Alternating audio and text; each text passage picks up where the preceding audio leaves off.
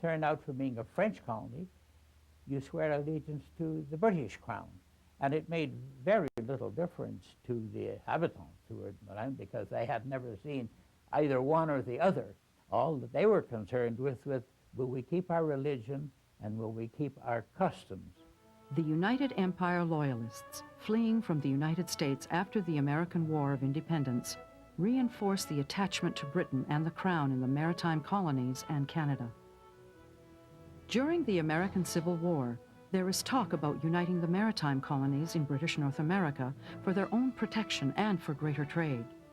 Sir John A. Macdonald persuades the Maritimers to include the province of Canada in their discussions, to aim for a new and larger Kingdom of Canada. That's the name they agree on, until British diplomats get wind of it. They are afraid it will offend the Americans, so the Canadians choose the name Dominion instead. 1867.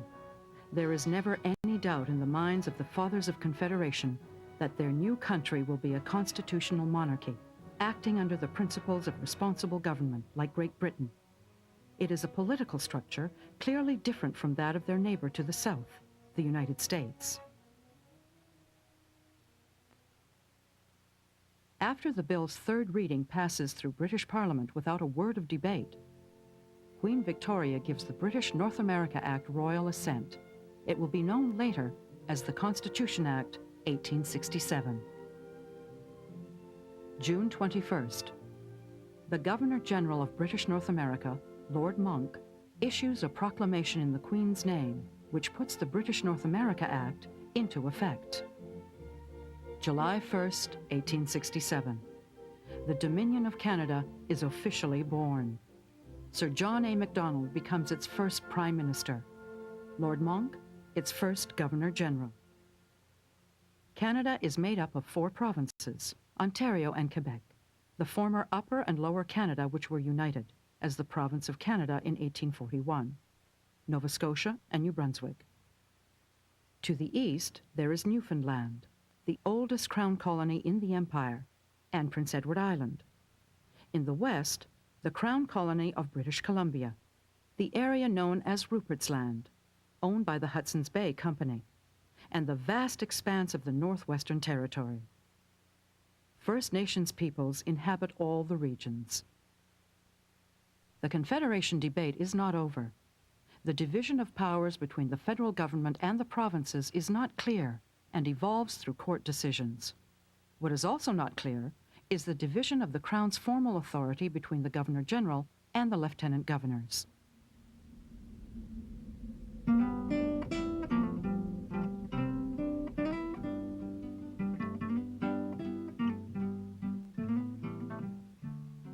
The office of the Lieutenant Governor is created at the same time as Canada, as one of the provisions of the British North America Act.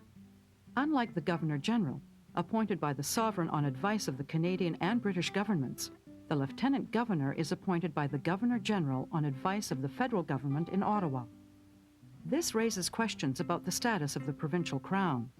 The office of Lieutenant Governor will experience an evolution that will go hand in hand with the changing status of the provinces. The new Prime Minister sees the provinces as little more than subordinate units in a centralized state, with legislative powers over all matters of a merely local or private nature. Ottawa considers the office of Lieutenant Governor to be similarly subordinate to that of the Governor-General. And that also meant that the lieutenant governors in the provinces, the new provinces, were to be agents of officers of the federal government. They were to oversee, to be sure that the provinces didn't do things and pass legislation that would conflict with the interests of the national government. 1869. The Hudson's Bay Company surrenders to the Crown its charter to Rupert's Land. In 1870, administration passes from the British government to the new Canadian government. A local leader, known for his defense of Métis rights and interests in the area, establishes a provisional government for local inhabitants, concerned that their interests are not being taken into account by Ottawa. His name? Louis Riel. After negotiations between Ottawa and representatives of the provisional government, a small portion of Rupert's Land becomes Manitoba, the first province to be formed after Confederation. The rest, some 2.5 million square miles, becomes the Northwest Territories.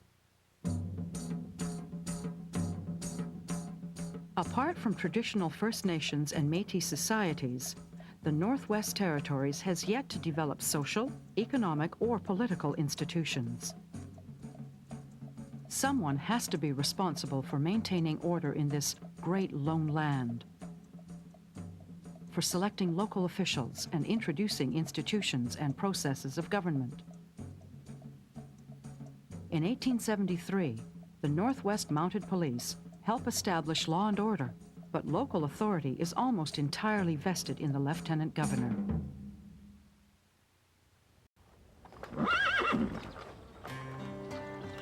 In the territories, the Lieutenant Governor and the Northwest Territorial Council are the legislative authority. The council is presided over by the Lieutenant Governor. The first two Lieutenant Governors of Manitoba, Adams Archibald and Alexander Morris, also serve as Lieutenant Governors of the Northwest Territories. In 1875, the Northwest Territories Act stipulates that the council will become a legislative assembly when the number of elected members reaches 21. It also says that the Northwest Territories will get its own Lieutenant Governor. The first resident Lieutenant Governor of the Territories is David Laird. The Great Council of the Mighty Territory met this afternoon. There are 3 members, Richardson, Ryan, and myself. The first 2 do not speak to each other, and Ryan does not speak to me. I have proposed a triangular duel to settle the matter. 1880. Lieutenant Governor David Laird meets Chief Poundmaker outside the mounted police post at Battleford. Many of the Lieutenant Governor's duties involve the administration of First Nations affairs. In fact, Laird also holds the title of Indian Commissioner, a role considered at least as important as that of Lieutenant Governor. First Nations policy is set when Britain gains control of Canada at the end of the 7 Years' War with France. The Royal Proclamation of 1763, now considered by many as a charter of rights for Aboriginal peoples, acknowledges First Nations rights to the land while asserting Crown title. It is illegal for private parties to arrange their own claims to First Nations land. Only the Crown can undertake negotiations. Treaties will be necessary before immigration and development can proceed. Lieutenant Governors Archibald, Morris, and Laird, as representatives of the Crown, are personally involved in negotiating treaties numbered 1 to 7 with the First Nations. The Crown recognizes the inherent rights of First Nations peoples in the Northwest Territories and assumes specific duties and obligations towards them. First Nations peoples continue to believe that the Crown, through the Government of Canada, has a duty to respect these obligations. 1881. Edgar Dewdney takes office as Lieutenant Governor of the Territories. He is also Indian Commissioner. It's the same year the Territorial Council gets its first elected members. The clerk of the council is a young man named Amédée Emmanuel Forget. Dewdney's first significant act is to move the capital of the territories from Battleford to Regina. 1883. Regina's first government house is assembled from 2 structures built in central Canada and shipped west. It is a wretched place, and I do not see how the governor's family lived there during the winter. There were 17 stoves going continuously, and the inmates could not keep themselves warm. My wife was there during a winter, and although there was a stove in the room, the water froze. 1883. The Territorial Council meets in Regina for the first time. 5 of its members are appointed. The other 6 are elected. It is costly for the Territorial Council to meet every time a decision needs to be made. More and more, the Lieutenant Governor is appointing civil servants and administering regulations for education, health, and agriculture. He's a key figure in the administration of justice and controls most of the government budget. Dewdney exercises more executive power and responsibility as lieutenant governor than anyone before him and anyone after. Times are changing, and so will the office of the lieutenant governor. In 1870, there are over 35,000 First Nations people in the Northwest Territories, representing many